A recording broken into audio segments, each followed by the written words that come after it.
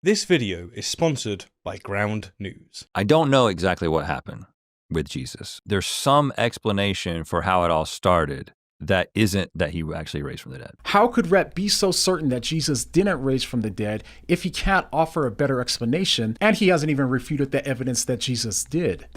It's a bold strategy, Cotton. Let's see if it pays off for him. That's Jon McCray from Whaddo You Meme attempting to catch former Christian apologist Rhett McLaughlin in some kind of logical trap. But as we'll see today, it's actually Jon who's tying himself in knots.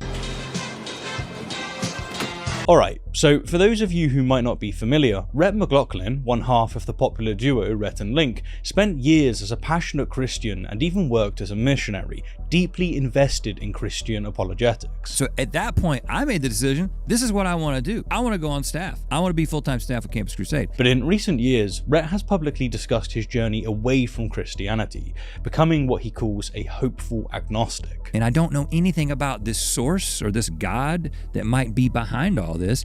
And I'm kind of beginning to think that I don't know if you are supposed to know a whole lot about it. So I would call myself a hopeful agnostic, meaning I don't know, but I hope. I hope there's something. Jon, from Whaddo You Meme, a Christian apologist himself, has been responding to various clips from Rhett's interview with our boy Alex O'Connor, in which Rhett explains the reasons for him walking away from the faith. Today, we're looking at one particular exchange where Jon thinks he's caught Rhett in some kind of epistemological inconsistency, but as we'll see, Jon's response reveals more about apologetic thinking than it does about any problem with Rhett's position. Let's first hear what Rhett actually had to say in the interview. What I've learned about the process of historical investigation and also just the nature of human psychology and the nature of religious movements and the nature of people's willingness to believe things, like it began to dawn on me that I don't know exactly what happened with Jesus. I don't know the nature of specifically the nature of his death. Like, was he left on the cross? Was he thrown into a large, like mass grave? Was he put into a rich man's grave by Joseph of Arimathea? Was that invented? I don't know. But what seems to be pretty clear to me is that it's almost certain that there's some explanation for how it all started that isn't that he actually raised from the dead. Now, before we witness Jon make pretzels, and in the nature of discovering what's actually true, let's ask, what good is a free mind if it's fed a curated reality? That's the moral challenge of our time. Take the deadly attack on Kashmir. India immediately blamed Pakistan, who denied involvement. Then came India's airstrikes. Depending on your news source, this was either a bold national defense or reckless escalation between nuclear powers. So, go to ground.news/rationality. My partners at Ground News built the only app and website that collects global perspectives on today's most polarizing stories, clearly exposing each source's political bias, factual reliability, and ownership. Narratives aren't just reported, they're constructed, and without recognizing the bias driving them, free thinking becomes an illusion. Just filter through hundreds of sources by bias, credibility, or location to see how India justifies their actions by claiming Pakistan is trying to destabilize their nation, while Pakistan warns of dangerous misinformation sparking conflict. This scenario plays out consistently, not just between nations, but within our own communities. That's why I genuinely believe that Ground News is one of the best tools we have for thinking freely. Their blind spot feed even highlights important stories missing from your typical news feeds. Notice how the so-called unbiased sources actually lean significantly left or right, intentionally creating echo chambers. Ground News doesn't just tell you what to think, it reveals how your beliefs are being shaped. Best of all, they are independent and reader funded. Right now, my viewers get an exclusive 40% discount on their unlimited access Vantage plan, the same one that I use personally. Just go to ground.news/rationality, scan the QR code or click the link in my description and bring the price of clarity down to just $5 a month. If you care about challenging beliefs with evidence, this app should already be on your phone.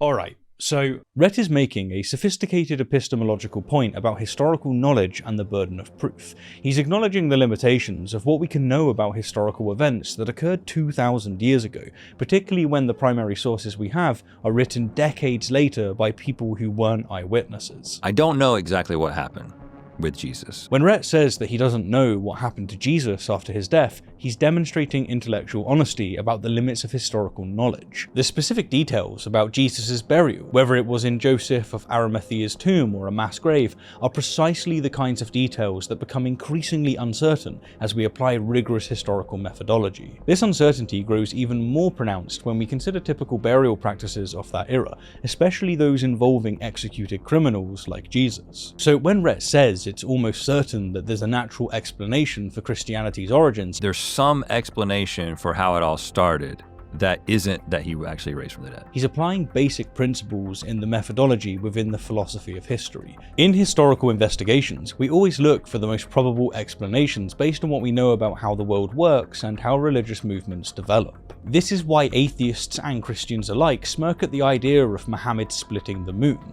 It's just, on its face, incredibly unlikely. So the resurrection is, by any standards, an extraordinary claim requiring extraordinary evidence.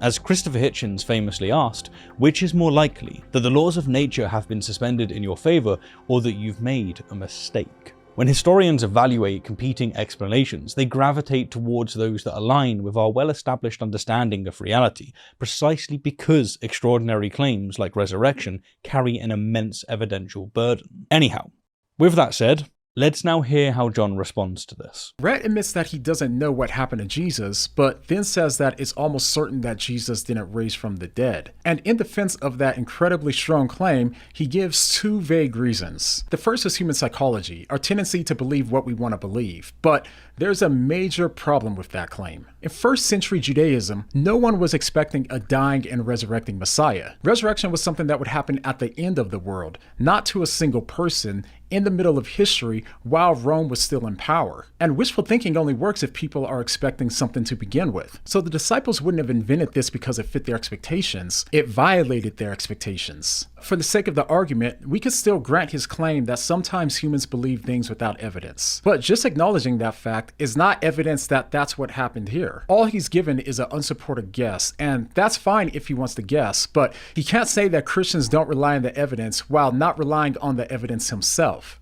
His second claim was that he knows how religious groups start. And if so, then he knows that Christianity is the exception, not the rule. The resurrection was preached immediately, in the very city where it allegedly happened, by people who claimed to see Jesus with their own eyes. This was at a time and in a place where people could easily verify if they were lying or not. And it still convinced thousands in a culture that had every reason to reject it. So here's a question. How could Rhett be so certain that Jesus didn't raise from the dead if he can't offer a better explanation, and he hasn't even refuted the evidence that Jesus did? Alright, pull that hand away from your face as we examine these apologetics. First, Jon frames this as if Rhett needs to choose between absolute knowledge and making any probabilistic claims at all.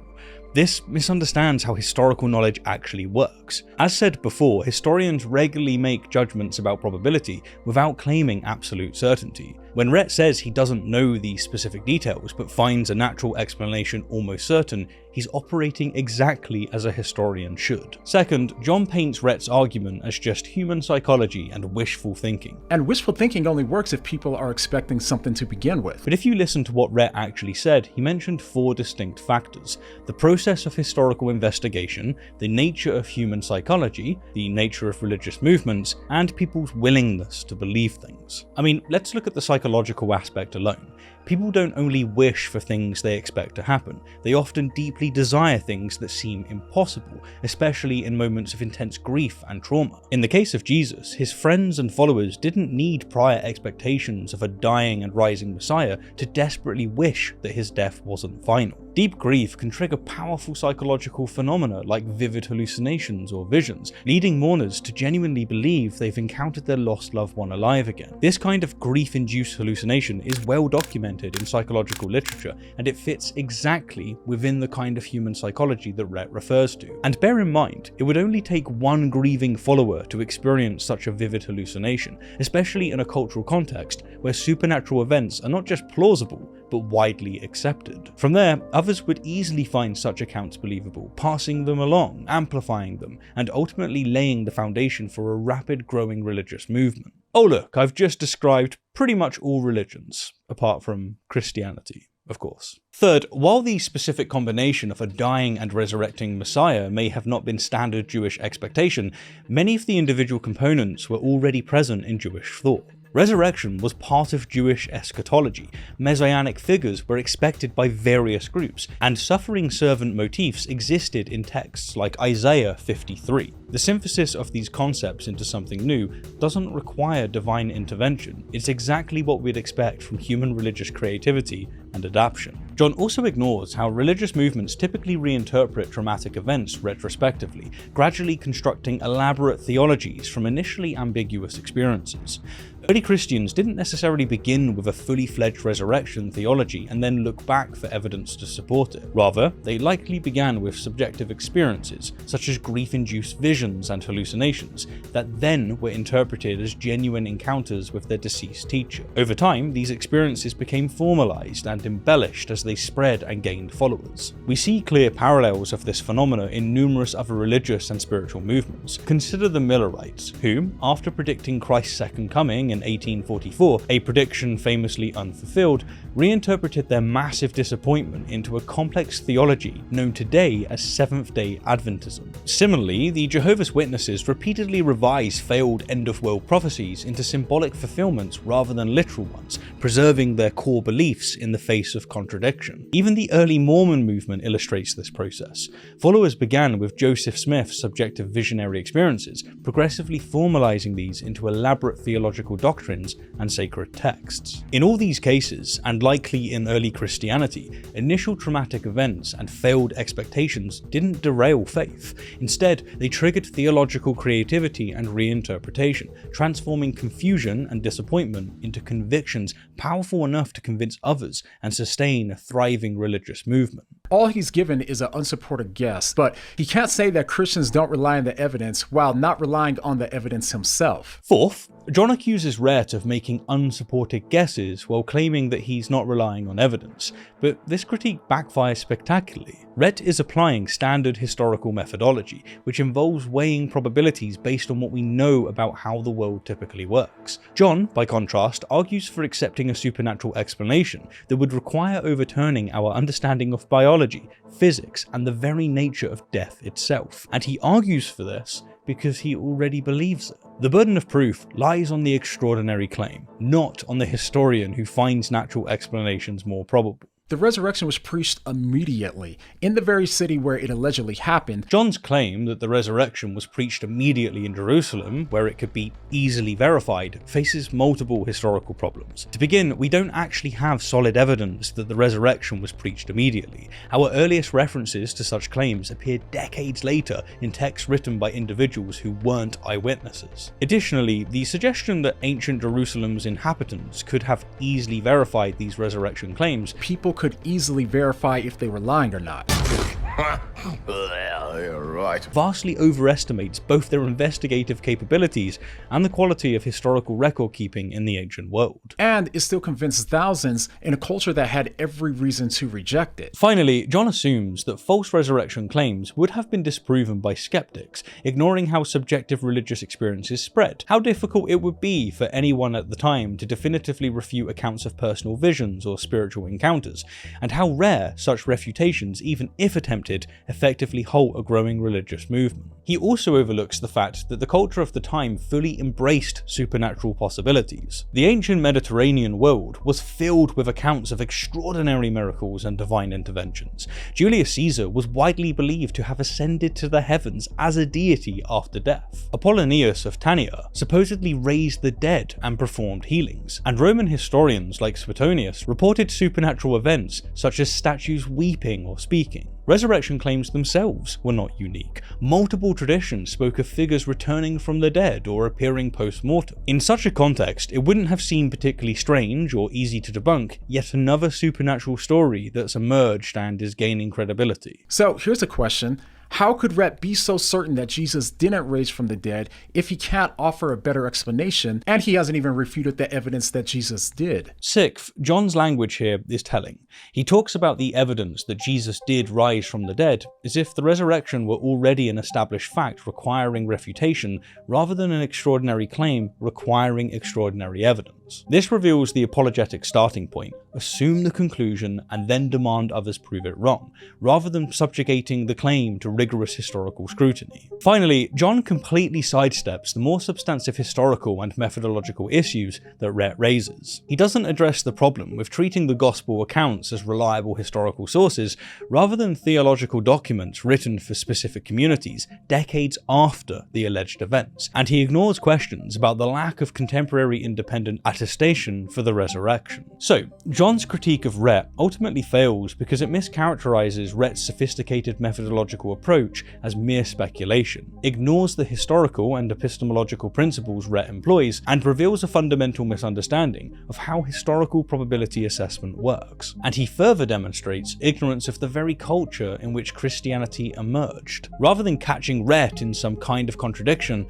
John's response demonstrates the limitations of apologetics. There's a reason why many people like Rhett, when they seriously engage with historical methodology and the philosophy of history, find themselves unable to maintain belief in supernatural claims that once seemed so certain. It's not that they became dogmatically opposed to the possibility of miracles, it's that they recognize the epistemological standards necessary for believing in such claims simply cannot be met by the evidence we actually have. If I don't have to believe that anyone who doesn't have a relationship with Jesus, i.e.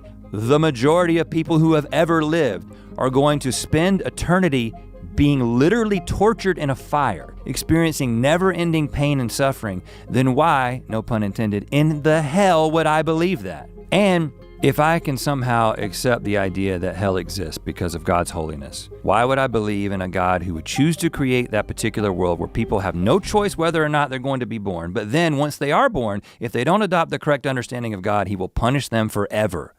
Why believe in that God if I don't have to?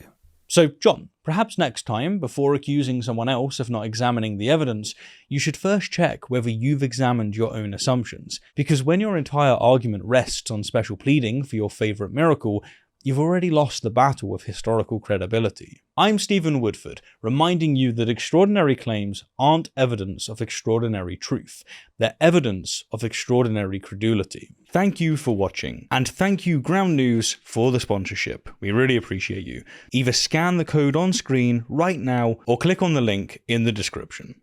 Thanks.